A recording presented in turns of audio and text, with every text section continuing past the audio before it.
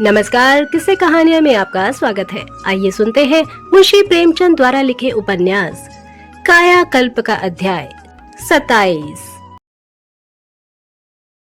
चक्रधर ने उस दिन लौटते ही पिता से आगरे जाने की अनुमति मांगी। मनोरमा ने उनके मर्म स्थल में जो आग लगा दी थी, वह आगरे ही में अहिल्या के सरल स्निग्ध स्नेह की शीतल छाया में शांत हो सकती थी। उन्हें अपने ऊपर विश्वास न था। वह जिंदगी भर मनोरमा को देखा करते और मन में कोई बात न आती, लेकिन मनोरमा ने पुरानी स्मृतियों को जगाकर उनके अंतःस्थल में तृष्णा, उत्सुकता और लालसा को जागृत कर दिया था। इसलिए अब वह मन को ऐसी दृढ़ रस्सी से बांधना चाहते थे कि वह हिल भी न सके। वह अहिल्या की शरण लेना चाहते थे। मुंशी जी ने जरा त्योरी चढ़ाकर कहा, तुम्हारे सिर अब तक वह नशा सवार है।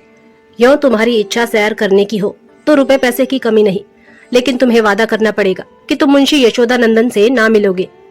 चक्रधर बोले, मैं उनसे मिलने ही तो जा रहा हूँ। वज्रधर ने कहा, मैं कह देता हूँ, अगर तुमने वहां शादी की बातचीत की तो बुरा होगा, तुम्हारे लिए भी और मेरे लिए भी। चक्रधर और कुछ न बोल सके। आते ही आते माता पिता को कैसे अप्रसन्न कर देते। लेकिन जब होली के तीसरे दिन उन्हें आगरे में उपद्रव, बाबू यशोदानंदन की हत्या और अहिल्या के अपहरण का शोक समाचार मिला, तो उन्होंने व्यग्रता में आकर पिता को वह पत्र सुना दिया और बोले, मेरा वहां जाना बहुत जरूरी है। वज्रधर ने निर्मला की ओर ताकते हुए कहा, क्या अभी जेल से जी नहीं भरा जो फिर चलने की तैयारी करने लगे? वहां गए और पकड़े गए, इतना समझ लो। वहां इस वक्त अनीति का राज्य है, अपराध कोई न देखेगा। और फिर जाकर करोगी ही क्या? जो कुछ होना था हो चुका, अब जाना व्यर्थ है। चक्रधर ने कहा, कम से कम अहिल्या का पता तो लगाना ही होगा। वज्रधर ने कहा, यह भी व्यर्थ है। पहले तो उसका पता लगाना ही मुश्किल है, और लग भी गया तो तुम्हारा अब उससे क्या संबंध? जब वह मुसलमानों के साथ रह चुकी तो कौन हिंदू उसे पूछेगा? चक्रधर बोले, इसीलिए तो मेरा जाना और भी जरूरी है। निर्मला बोली, लड़की को मर्यादा की कुछ लाज होगी तो वह अब तक जीती ही ना होगी। अगर जीती है तो समझ लो कि भ्रष्ट हो गई। चक्रधर बोले, अम्मा, कभी कभी आप ऐसी बातें कह देती हैं जिस पर हंसी आती है। प्राण भय से बड़े बड़े शूरवीर भूमि पर मस्तक रगड़ते हैं, एक अबला की हस्ती ही क्या? भ्रष्ट वह होती है जो दुर्वासना से कोई कर्म करे। जो काम हम प्राण भय से करें वह हमें भ्रष्ट नहीं कर सकता।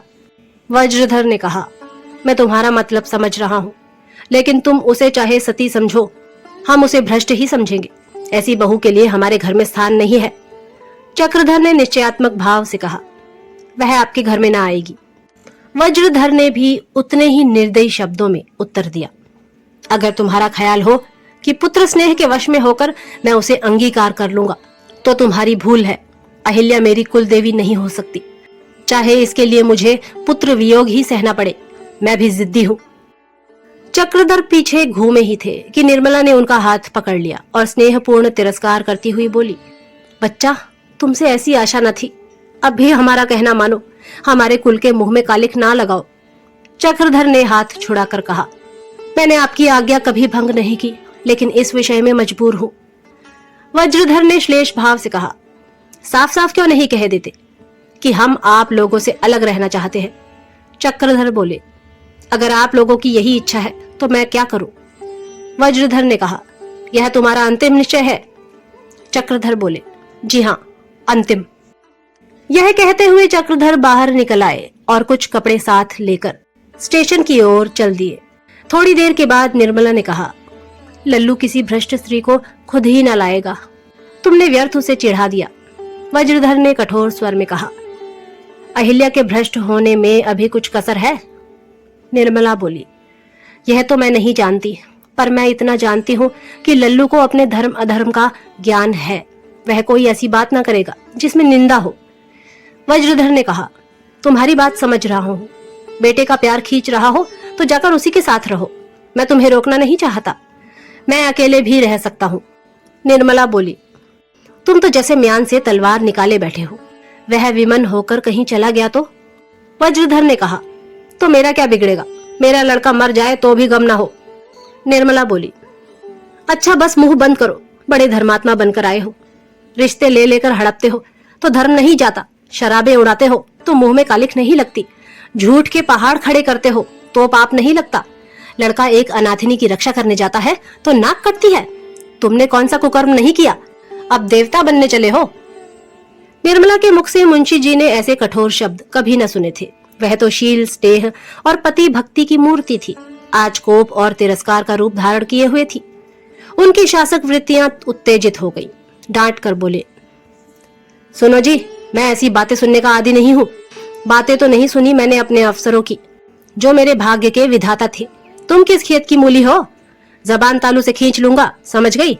समझती हो ना कि बेटा जवान हुआ, अब इस बुढ़े की क्यों परवाह करने लगी। तो जाकर उसी भ्रष्ट के साथ रहो, इस घर में तुम्हारी जरूरत नहीं। यह कहकर मुंशी जी बाहर चले गए और सितार पर एक गत छेड़ दी। चक्रधर आगरे पहुंचे तो सवेरा हो गया था। प्रभात के रक्त रंजित मर्म स्थल में सूर्य यों मुंह छिपाए बैठे थे जैसे शोक मंडित नेत्र में अश्रु बिंदु। चक्रधर का हृदय भांति भांति की दुर्भावनाओं से पीड़ित हो रहा था। एक क्षण तक वह खड़े सोचते रहे, कहाँ जाऊं। बाबू यशोदा नंदन के घर जाना व्यर्थ था। अंत को उन्होंने ख्वाजा महमूद के घर चलना निश्चय किया। ख्वाजा साहब पर अब भी उनकी असीम श्रद्धा थी। तांगे पर बैठकर चले तो शहर में सैनिक चक्कर लगाते दिखाई दिए। दुकानें सब बंद थी। ख्वाजा साहब के द्वार पर पहुंचे तो देखा कि हजारों आदमी एक लाश को घेरे खड़े हैं और उसे कब्रिस्तान ले चलने की तैयारियां हो रही हैं। चक्रधर तुरंत तांगे से उतर पड़े और लाश के पास जाकर खड़े हो गए। कहीं ख्वाजा साहब तो नहीं कत्ल कर दिए गए। वह किसी से पूछने ही जा रहे थे कि सहसा ख्वाजा साहब ने आकर उनका हाथ पकड़ लिया और आंखों में आंसू भरकर बोले, खूब आए हो बेटा, तुम्हें आंखें ढूंढ रही थी। अभी अभी तुम्हारा ही जिक्र था। खुदा तुम्हारी उम्र दराज करे। मातम के बाद खुशी का दौर आएगा। जानते हो ये किसकी लाश है? यह मेरी आंखों का नूर, मेरे दिल का सुरूर, मेरा लफ्ते जिगर, मेरा इकलौता बेटा है जिस पर जिंदगी की सारी उम्मीदें कायम थी। अब तुम्हें उसकी सूरत याद आ गई होगी। कितना खुशरू जवान था, कितना दिलेर, लेकिन खुदा जानता है उसकी मौत पर मेरी आंखों से एक बूंद आंसू भी ना निकला। तुम्हें हैरत हो रही होगी, मगर मैं बिल्कुल सच कह रहा हूँ। 1 घंटे पहले तक मैं उस पर निसार होता था, अब उसके नाम से नफरत हो रही है। उसने वह काम किया जो इंसानियत के दर्जे से गिरा हुआ था। तुम्हें अहिल्या के बारे में तो खबर मिली होगी? चक्रधर ने कहा। जी हाँ, शायद बदमाश लोग पकड़ ले गए। ख्वाजा बोले, यह वही बदमाश है जिसकी लाश तुम्हारे सामने पड़ी हुई है। वह इसी की हरकत थी। मैं तो सारे शहर में अहिल्या को तलाश करता फिरता था और वह मेरे ही घर में कैद थी। यह जालिम उस पर जब्र करना चाहता था। जरूर किसी ऊंचे खानदान की लड़की है। काश इस मुल्क में ऐसी और लड़कियां होती। आज उसने मौका पाकर इसे जहन्नुम का रास्ता दिखा दिया। छुरी सीने में भोंक दी। जालिम तड़प तड़प कर मर गया। कमबख्त जानता था कि अहिल्या मेरी लड़की है, फिर भी अपनी हरकत से बाज न आया। ऐसे लड़के की मौत पर कौन बाप रोएगा। तुम बड़े खुश नसीब हो जो ऐसी पारसा बीवी पाओगे। चक्रधर बोले, मुझे यह सुनकर बहुत अफसोस हुआ। मुझे आपके साथ कामिल हमदर्दी है। आपका सा इंसाफ परवर हक परस्त आदमी इस वक्त दुनिया में ना होगा। अहिल्या अब कहाँ है? ख्वाजा बोले, इसी घर में। सुबह से कई बार कह चुका हूँ कि चल तुझे तेरे घर पहुंचाओ, जाती ही नहीं, बस बैठी रो रही है।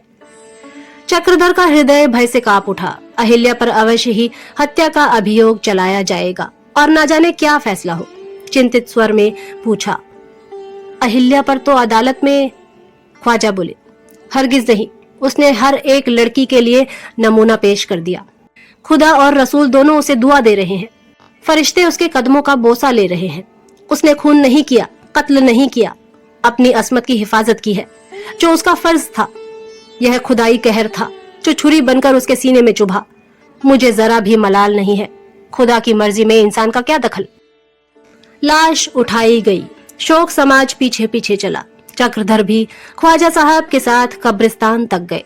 रास्ते में किसी ने बातचीत न की। जिस वक्त लाश कब्र में उतारी गई, ख्वाजा साहब रो पड़े। हाथों से मिट्टी दे रहे थे और आंखों से आंसू की बूंदें मरने वाले की लाश पर गिर रही थी। यह क्षमा के आंसू थे। पिता ने पुत्र को क्षमा कर दिया था। चक्रधर भी आंसुओं को ना रोक सके। आह, इस देवता स्वरूप मनुष्य पर इतनी घोर विपत्ति। दोपहर होते होते लोग घर लौटे। ख्वाजा साहब जरा दम लेकर बोले, आओ बेटा, तुम्हें अहिल्या के पास ले चलो, उसे जरा तस्कीन दो। मैंने जिस दिन से उसे भाभी को सौंपा, यह अहद किया था कि इसकी शादी मैं कराऊंगा। मुझे मौका दो कि अपना अहद पूरा करूं।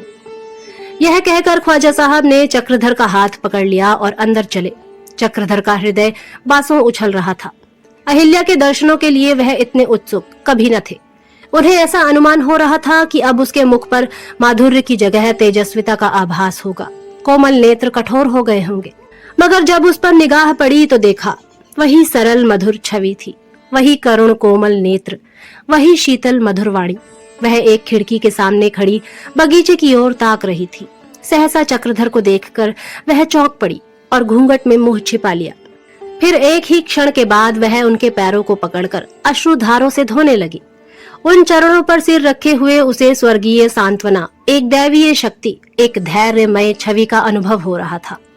चक्रधर ने कहा, अहिल्या, तुमने जिस वीरता से आत्मरक्षा की उसके लिए मैं तुम्हें बधाई देता हूँ। तुमने वीर क्षत्राणियों की कीर्ति को उज्जवल कर दिया। दुख है तो इतना ही कि ख्वाजा साहब का सर्वनाश हो गया। अहिल्या ने उत्तर ना दिया, चक्रधर के चरणों पर सिर झुकाए बैठी रही। चक्रधर फिर बोले, मुझे लज्जित ना करो अहिल्या, मुझे तुम्हारे चरणों पर सिर झुकाना चाहिए। तुम बिल्कुल उल्टी बात कर रही हो। कहाँ है वह छुरी, जरा उसके दर्शन तो कर लूं। अहिल्या ने उठकर कांपते हुए हाथों से फर्श का कोना उठाया और नीचे से छुरी निकालकर चक्रधर के सामने रख दी। उस पर रुधिर जमकर काला हो गया था। चक्रधर ने पूछा, यह छुरी यहाँ कैसे मिल गई अहिल्या? क्या साथ लेती आई थी? अहिल्या ने सिर झुकाए हुए जवाब दिया, उसी की है। चक्रधर बोले, तुम्हें कैसे मिल गई? अहिल्या ने सिर झुकाए ही जवाब दिया, यह ना पूछिए, अबला के पास कौशल के सिवाय आत्मरक्षा का कौन सा साधन है? चक्रधर बोले, यही तो सुनना चाहता हूँ अहिल्या। अहिल्या ने सिर उठाकर चक्रधर की ओर मानपूर्ण नेत्रों से देखा और बोली, सुनकर क्या कीजिएगा? चक्रधर बोले, कुछ नहीं, यूं ही पूछ रहा था। अहिल्या बोली, नहीं, आप यूं ही नहीं पूछ रहे हैं, आपका इसमें कोई प्रयोजन अवश्य है। अगर भ्रम है तो मेरी अग्नि परीक्षा ले लीजिए। चक्रधर ने देखा बात बिगड़ रही है। इस एक असामयिक प्रश्न ने इसके हृदय के टूटते हुए तार को चोट पहुंचा दी। वह समझ रही है मैं इस पर संदेह कर रहा हूँ। संभावना की कल्पना ने इसे सशंक बना दिया है। बोले, तुम्हारी अग्नि परीक्षा तो हो चुकी अहिल्या, और तुम उसमें खरी निकली। अब भी अगर किसी के मन में संदेह हो तो यही कहना चाहिए कि वह अपनी बुद्धि खो बैठा है। तुम नव कुसुमित पुष्प की भांति स्वच्छ, निर्मल और पवित्र हो। तुम पहाड़ की चोटी पर जमी हुई हिम की भांति उज्जवल हो। मेरे मन में संदेह का लेश भी होता तो मुझे यहाँ खड़ा न देखती। वह प्रेम और अखंड विश्वास जो अब तक मेरे मन में था, कल प्रत्यक्ष हो जाएगा। अहिल्या, मैं कब का तुम्हें अपने हृदय में बिठा चुका। वहां तुम सुरक्षित बैठी हुई हो। संदेह और कलंक का घातक हाथ उसी वक्त पहुंचेगा जब यह अस्थिर दुर्ग विध्वंस हो जाएगा। चलो चले, माताजी घबरा रही होंगी। यह कहकर उन्होंने अहिल्या का हाथ पकड़ लिया और चाहा कि हृदय से लगा ले, लेकिन वह हाथ छुड़ाकर हट गई और कांपते हुए स्वर में बोली, नहीं नहीं, मेरे अंग को स्पर्श मत कीजिए। सूंघा हुआ फूल देवताओं पर नहीं चढ़ाया जाता। मेरी आत्मा निष्कलंक है, लेकिन मैं अब वहां नहीं जाऊंगी, कहीं ना जाऊंगी। आपकी सेवा करना मेरे भाग्य में न था। मैं जन्म से अभागिनी हूँ। आप जाकर अम्मा को समझा दीजिए, मेरे लिए अब दुख न करें। मैं निर्दोष हूँ, लेकिन इस योग्य नहीं कि आपकी प्रेम पात्री बन सकूं।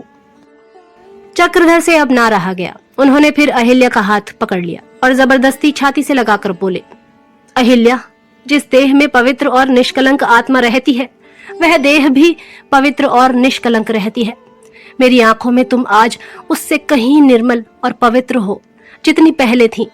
तुम्हारी अग्नि परीक्षा हो चुकी है, अब विलंब ना करो। ईश्वर ने चाहा तो कल हम उस प्रेम सूत्र में बंध जाएंगे जिसे काल भी नहीं तोड़ सकता, जो अमर और अभेद्य है। अहिल्या कई मिनट तक चक्रधर के कंधे पर सिर रखे रोती रही। फिर बोली, एक बात पूछना चाहती हूँ, बताओगे? सच्चे दिल से कहना। चक्रधर बोले, क्या पूछती हो, पूछो। अहिल्या बोली, तुम केवल दया भाव से और मेरा उद्धार करने के लिए यह कालिमा सिर चढ़ा रहे हो या प्रेम भाव से? इस प्रश्न से स्वयं लज्जित होकर उसने फिर कहा, बात बेढंगी सी है, लेकिन मैं मूर्ख हूँ, क्षमा करना। यह शंका मुझे बार बार होती है, मुझे पहले भी हुई थी और आज और भी बढ़ गई है। चक्रधर का दिल बैठ गया। अहिल्या की सरलता पर उन्हें दया आ गई।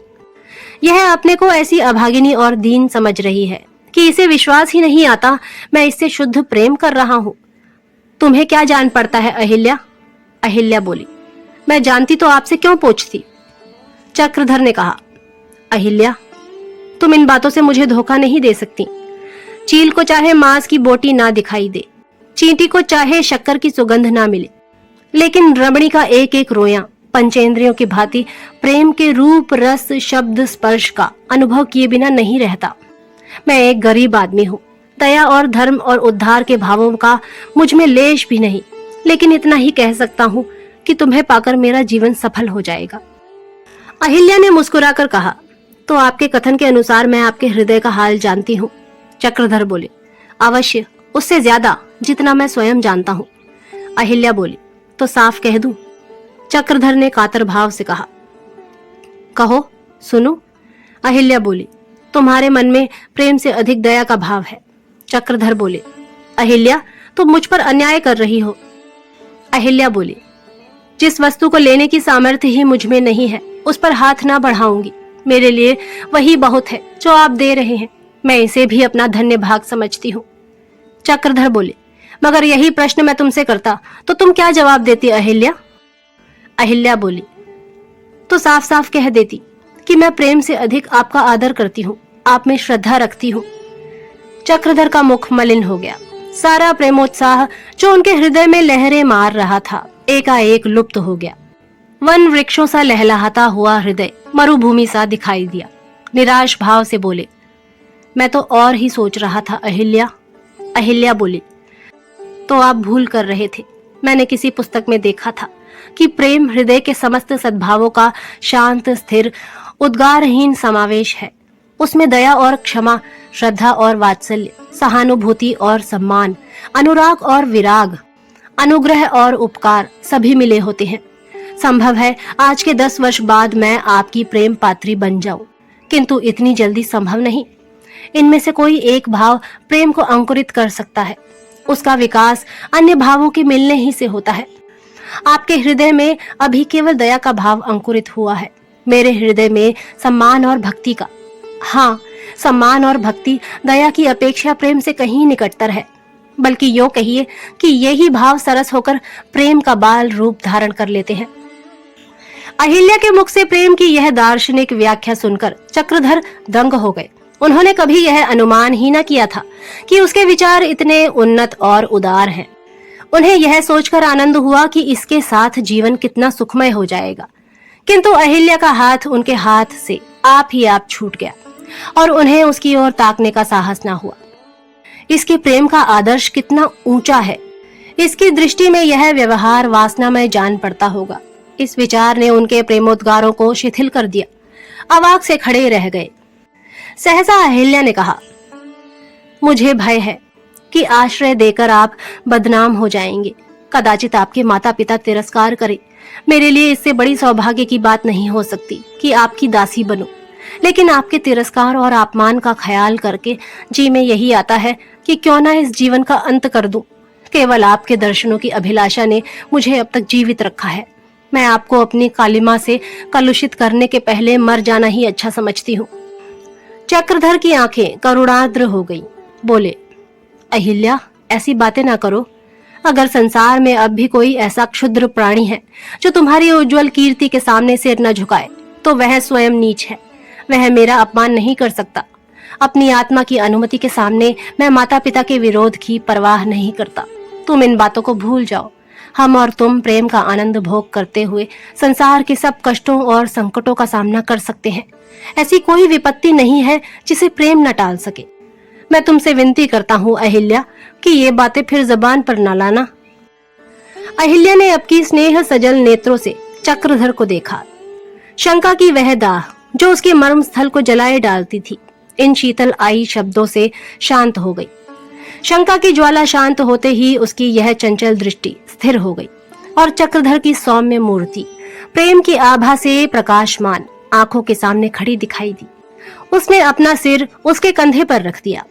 उस आलिंगन में उसकी सारी दुर्भावनाएं विलीन हो गई, जैसे कोई आर्त ध्वनि सरिता के शांत मंद प्रवाह में विलीन हो जाती है।